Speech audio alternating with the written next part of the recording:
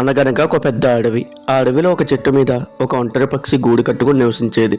కొన్ని రోజులకి అదే చెట్టు దగ్గరికి ఒక కుటుంబ పక్షి వచ్చి గూడు కట్టుకుంది. రోజు తమ ఆహారం కోసం వెళ్లే సమయంలో ఒంటరి పక్షి, కుటుంబ పక్షి మంచి స్నేహితులయ్యారు. ఎప్పటిలానే ఒకరోజు కుటుంబ పక్షి, ఒంటరి పక్షి ఆహారం కోసం బయలుదేరాయి. మార్గమధ్యంలో ఒంటరి పక్షిని చూసి కుటుంబ పక్షి ఇలా అడిగింది, మిత్రమా, నీకు ఎవరూ లేరా?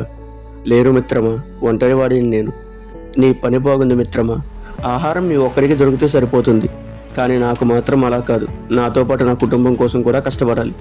అందరి కోసం ఆహారం సంపాదించి ఇంటికి చేరుకునే సమయానికి చాలా కష్టం అవుతుంది. నీకు అలాంటివేమీ లేకుండా ఒక్కదానివే హాయిగా ఉన్నావు. కుటుంబ పక్షి అన్న మాటలకి ఒంటరి పక్షి చిన్నగా ఒక నవ్వు నవ్వి ఊరుకుంది. అలా కొన్ని రోజులు గడిచాక ఎప్పటిలానే ఒంటరి పక్షి, కుటుంబ పక్షి తమ ఆహారం కోసం గూడు వదిలి పయనమయ్యాయి. ఆహారం కోసం వెళ్లే దారిలో కుటుంబ పక్షి అలసిపోయి నేలకు ఒరిగింది. ఒంటరి పక్షి కుటుంబ పక్షి పడిపోవడం చూసి తనను జాగ్రత్తగా కుటుంబ పక్షి గూడికి తీసుకెళ్ళింది. అక్కడే ఉన్న కుటుంబ పక్షి పిల్లలకి జరిగింది చెప్పి తను ఆహారం కోసం వెళ్ళింది. కుటుంబ పక్షి నేలకు ఒరిగినప్పటి నుండి తన పిల్లలే ఆహారం తీసుకురావడానికి వెళ్ళడం మొదలుపెట్టారు.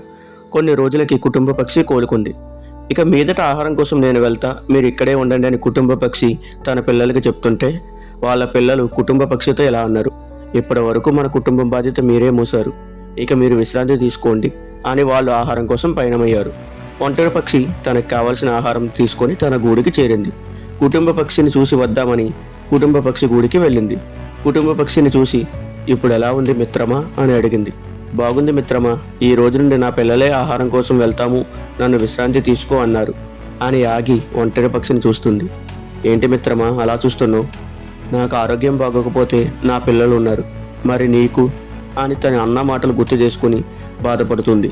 దానికి ఒంటరి పక్షి ఇలా అంటుంది, ఇప్పటికైనా అర్థమైందా మిత్రమా, ఒంటరి జీవితం అనేది ఎంత కష్టమో. మన బాగోగులు చూసుకునే తోడు లేకపోతే ఆ జీవితం చాలా కష్టం మిత్రమా. అలాంటి తోడు కోసం మనం ఎంత కష్టపడినా తప్పలేదు. ఆ కష్టాన్ని ఇష్టంగా స్వీకరించాలే కానీ కష్టంగా ఉందని బాధపడకూడదు అని చెప్పి ఒంటరి పక్షి దిగాలుగా తిరిగి వెళ్తుంటే ఒంటరి పక్షి నాపి కుటుంబ పక్షి ఎలా ఉంది, ఇక నుండి నీకెవరూ లేరనుకొని మాత్రం అనుకోకు మిత్రమా, నీకు మేమంతా ఉన్నాము అని చెప్తుంది.